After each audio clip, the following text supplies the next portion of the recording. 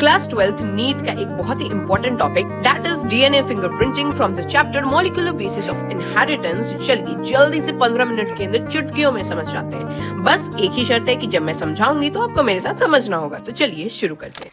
तो सबसे पहले डीएनए फिंगरप्रिंटिंग के बारे में एक पैराग्राफ गिवन है जहां क्या बता रहा है कि 99% जो बेस सीक्वेंस होते हैं ह्यूमंस में वो सेम होते हैं, यानी डीएनए के जो बेस सीक्वेंस होते हैं वो 99% ह्यूमंस में सेम होते हैं, लेकिन डिफरेंसेस जो सीक्वेंस में आते हैं जो ये 0.1% के जो डिफरेंसेस आते हैं वो हर इंडिविजुअल को यूनिक बनाते हैं उनके फिनोटिपिक अपीयरेंस यानी बाहरी अपीयरेंस में। यानी कि कोई इंसान अलग क्यों दिख रहा है, 99% तो चीजें सेम है, इसके पास 2 हाथ हैं, 2 पैर हैं, 1 नाक है, 2 आंखें हैं, बट वो जो 0.1% जो चेंज है जहां पर फिनोटिपिक अपीयरेंस में डिफरेंस आ रहा है, हमें जेनेटिक डिफरेंस को फाइंड आउट करने के लिए डीएनए की सीक्वेंसिंग करनी पड़ेगी। सबका डीएनए, एक का डीएनए खोल के देखना पड़ेगा और दूसरे का डीएनए खोल के देखना पड़ेगा, फिर इस तरीके से होगा। लेकिन ये कितना ही डॉन्टिंग और एक्सपेंसिव चीज हो गया। आपको पता है डीएनए बोल हमें ऐसे आसानी से दे रहे, डीएनए खोल के देख लेंगे, बट डीएनए है कितना बड़ा, ये एक सेल में इतना बड़ा पाया जाता है। तो आप सोचिए जब सब सेल्स का खोला जाएगा तो ये क्या होगा, सीक्वेंसिंग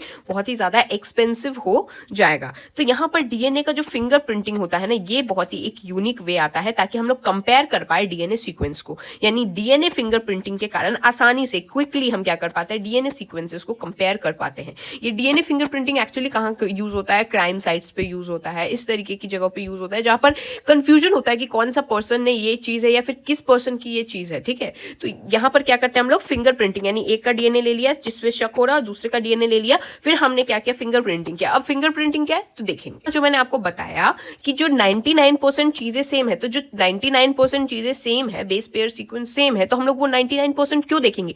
जो 1% चीज डिफरेंट है उसी से हम लोग यूनिक, किसी इंडिविजुअल का यूनिक बातें पता चलती है, तो हम लोग वो 0.1% चीजें देखेंगे। तो यही कि हम क्या करेंगे, जो डिफरेंस है वो स्पेसिफिक सीक्वेंस का, उसको हम लोग क्या बोलते हैं ना, रेपिटेटिव डीएनए बोलते हैं, सैटेलाइट डीएनए बोलते हैं, यही फिंगरप्रिंटिंग करवाता है। और 99% चीजें फिंगरप्रिंटिंग नहीं करवाती है क्योंकि वो सब चीज सेम होती है। तो रेपिटेटिव डीएनए होता है ना, वो ग्रेडियंट कॉन्फ़िगरेशन से डिफरेंट पीक्स बनाते हैं। जैसे कि आप ये देखिए, जो एक बल्क डीएनए होता है, बल्क डीएनए जो 99% सब में सेम होता है, तो वो क्या करेगा, एक बड़ा सा पीक बनाएगा, बल्क है तो बड़ा सा बनाएगा। और जो सैटेलाइट और रेपिटेटिव डीएनए होता है ना, ये डिफरेंट होता है डिफरेंट इंडिविजुअल के लिए, तो इसका छोटा सा ही बनता है। ठीक है, ऐसे भी अभी आपको बताया 99% क्या होता है, ये बल्क वाला होता है, और सिर्फ 0.1% जो होता है ये वाला होता है। देखिए, based on base composition, length of segment, number of repetitive units, यहां पर होते हैं सैटेलाइट डीएनए। तो बेस का क्या, किस चीज से बना हुआ है, बेस कॉम्पोजिशन मैंने बताया था AGCT वाला, तो ये कौन से बेस से बना है ये भी डिफरेंस क्रिएट कर सकता है। लेंथ, जैसे किसी का है AG, ठीक है, एक पर्सन A का है, ठीक है, और पर्सन B का कुछ है लेंथ, दैट इज AG। तो इसका लेंथ देखिए, इसका 5 का लेंथ है और इसका 3 ही का लेंथ है, तो ये क्या है, लेंथ के भी हिसाब से डिफरेंस हो सकती है। फिर रिपीटेटिव यूनिट्स, यानी कि किसी का AG 4 बार रिपीट कर रहा है और किसी का AG कितना बार रिपीट कर रहा है, 3 बार रिपीट कर रहा है। तो इस तरीके से हम पता कर सकते हैं, और ये सब चीजों के बेसिस पे हमने सैटेलाइट डीएनए निकाला। तो satellite DNA is father of 2 types, micro satellite and mini satellite. ये जो सैटेलाइट डीएनए होते हैं ना, वो किसी चीज के लिए कोड नहीं करते हैं, किसी भी प्रोटीन के लिए कोड नहीं करते हैं। जैसे डीएनए का क्या काम होता है, कोड का काम होता है कि किसी ना किसी प्रोटीन के लिए कोड करते हैं, लेकिन satellite DNA non coding DNA होते हैं, लेकिन ये present in large portion of human genome, यानी ह्यूमन के जीनोम में फिर भी ये बहुत ही लार्ज पोर्शन में प्रेजेंट होते हैं। इसीलिए हमें हाई डिग्री ऑफ पॉलीमॉर्फिज्म देखने को मिलता है। इसी डिग्री के बेसिस पे हम लोग क्या करते हैं, डीएनए की फिंगरप्रिंटिंग करते हैं। एक बात यहाँ नोट करने वाली ये है कि हर DNA from each tissue of one individual show same degree of polymorphism. यानी कि अगर कोई इंसान है, इंसान के ऊपर है कुछ टिश्यूज, इस टिश्यू के हर सेल के अंदर जो डीएनए है ना वो सेम होता है। ठीक है, तो एक पर्सन का same degree of polymorphism every DNA show करता है। इसीलिए ये बहुत ही यूजफुल टूल होता है फॉरेंसिक एप्लीकेशन में। इससे क्या होता है ना कि कोई भी बॉडी का कोई भी एक सेल, कोई भी एक पार्ट पार्ट मिल जाए उसे आराम से यहाँ फॉरेंसिक एप्लीकेशन में यूज हो जाएगा। इसीलिए तो बोलते हैं अगर एक कोई बाल का टुकड़ा भी मिल जाए ना तो उससे भी कर लेंगे। क्यों? क्योंकि डीएनए हर टिश्यू का, लेकिन एक इंडिविजुअल का होना चाहिए, अलग अलग हो जाएगा तो नहीं। एक इंडिविजुअल के हर टिश्यू में जो डीएनए होता है ना वो सेम डिग्री ऑफ पॉलीमॉर्फिज्म को शो करता है, इसीलिए ये बहुत ही यूजफुल टूल होता है फॉरेंसिक एप्लीकेशन में। अब कब से मैं पॉलीमॉर्फिज्म कहते जा रही वो क्या, देखिए जो पॉलीमॉर्फिज्म होता है ना वो पेरेंट्स से बच्चों में आता है, ठीक है। इसीलिए इसी से हम लोग करते हैं paternity testing bye DNA fingerprinting, यानी कि हम लोग पेरेंट्स का कुछ डीएनए ले लेंगे, है ना, चाइल्ड का कुछ डीएनए ले लेंगे, और फिर जब हम लोग यहाँ पर फिंगरप्रिंटिंग करेंगे, हाँ कुछ चेंजेस आते हैं मगर पॉलीमॉर्फिज्म मोस्टली पेरेंट्स से बच्चों में इनहेरिट हो जाता है, तो इससे हम लोग पैटर्निटी टेस्टिंग कर सकते हैं। म्यूटेशंस के कारण यहाँ पर जेनेटिक लेवल पे वेरिएशंस आ सकते हैं।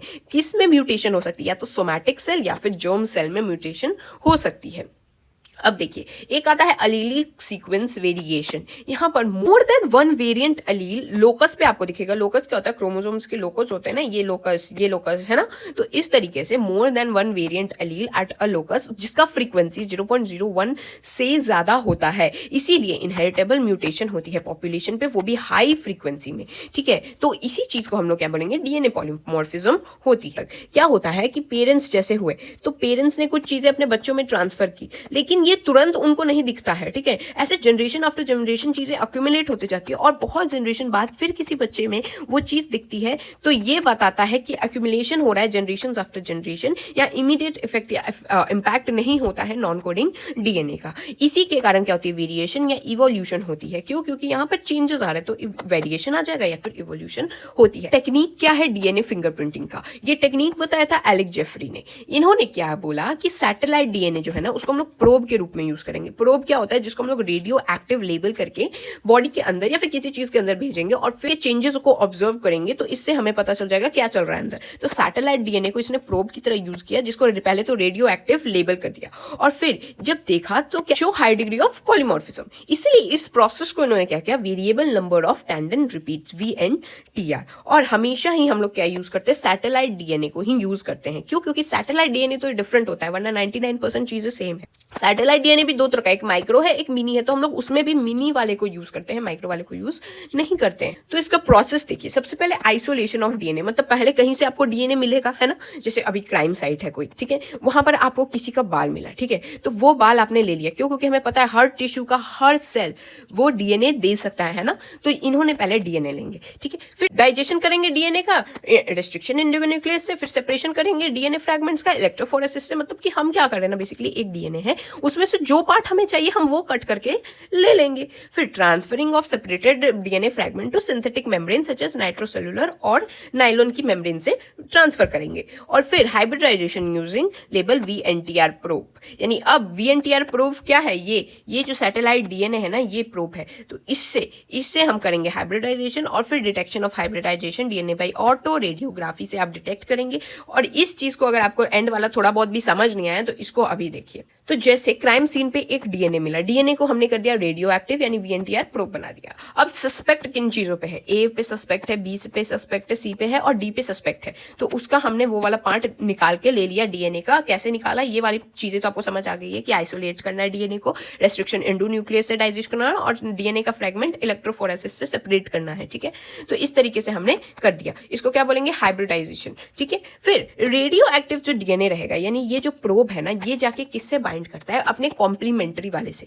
तो जो एक्चुअल में क्रिमिनल है ना, उसके वाले डीएनए से जाके ये कर देगा बाइंड। इसीलिए हमें ये, क्योंकि अब रेडियो एक्टिव लेवल है तो हमें तो पता चल जाएगा कि ये तो चला गया इसके साथ, यानी कि जो सस्पेक्ट C है वही है हमारा क्रिमिनल। तो इस तरीके से क्राइम सीन की चीजें होती है। अगर अभी भी समझ नहीं आया तो मैं एक बार एक और स्लाइड लाइए, उसमें बिल्कुल क्रिस्टल क्लियर हो जाएगा। यहाँ पर जो कॉपी के नंबर्स होते हैं ना, पहले ये जानिए, कॉपी नंबर्स जो होते हैं ना, एक chromosome to another in a individual vary करते हैं, ठीक है। और नंबर ऑफ रिपीट्स होते हैं वो बहुत ही हाई डिग्री ऑफ पॉलीमॉर्फिज्म बताते हैं। इसीलिए साइज ऑफ जो VNTR होता है वो 0.1 से लेकर 20 kb तक जाता है। यानी किसी A पर्सन का जो VNTR है ना वो इतना बड़ा भी हो सकता है और किसी B पर्सन का VNTR इतना छोटा भी हो सकता है। तो ये सारी चीजें साइज जो है वो वेरी करती है, दैट इज 0.1 से 20 kb तक वेरी करती है। सब जो बैंड्स आप देख रहे हैं ना, ये बैंड्स जो होते हैं वो कैरेक्टरिस्टिक पैटर्न को दिखाते हैं, जो कि डिफरेंट हर इंडिविजुअल के लिए होते हैं। देखिए हर इंडिविजुअल के लिए डिफरेंट है, कोई भी चीज सेम नहीं आपको दिखेंगी।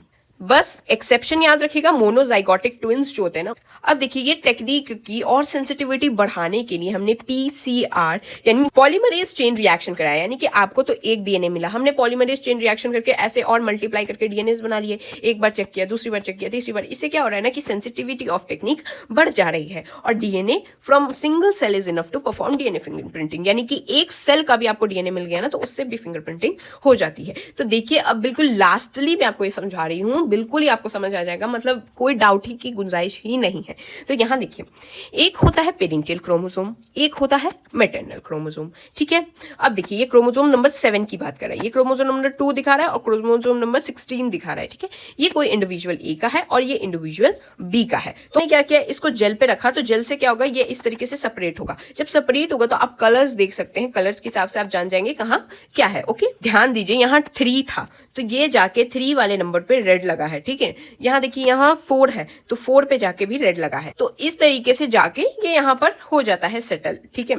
अब हमें जो सस्पेक्ट मिला, जिसका क्राइम साइट पे हमें कुछ सी डीएनए मिला, या फिर अगर हमें चेक करवाना है कि ये इसका अपना रिलेटिव है यानी कि, तो उस रिलेटिव का कोई डीएनए मिला तो उसका हमने यहाँ पर रखा, जो कि यहाँ पर क्राइम सीन से हमें मिला है। या फिर अगर आप पैटर्नल टेस्टिंग करा रहे हैं तो उसमें क्या होता है, फादर का या फिर मदर का लेके यहाँ पर कराते हैं। तो देखिए यहाँ पर टैंडम रिपीट्स यानी कि number of short tandem repeats कितने हैं, तो यहाँ पर देखिए जितने हैं यानी काउंट कर लीजिए 1 2 3 4 5 6 7 8 एंड 9।